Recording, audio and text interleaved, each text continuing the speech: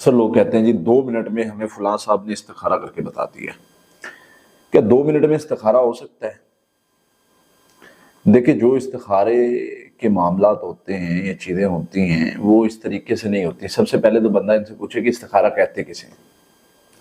استخارہ ہوتا ہے اللہ سے مشورہ کرنا، اللہ سے پوچھنا کہ فلاں میں کام کرنے جا رہا ہوں وہ میرے لیے بہتر ہے یا نہیں.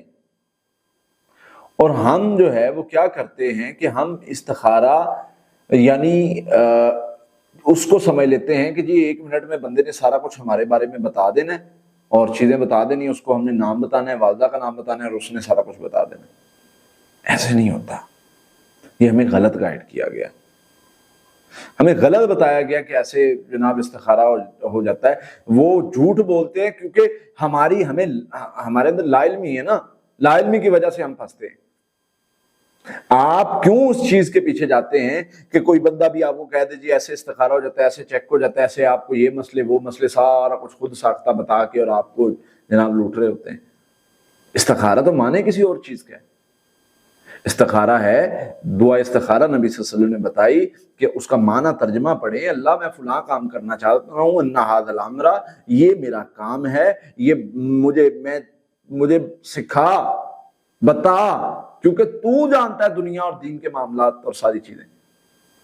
یہ چیز میرے لیے خیر لی، میرے لیے بہتر ہے، دینی و معاشی و عاقباتی، اللہ یہ میرے سارے معاملات کے لیے بہتر ہے یا نہیں.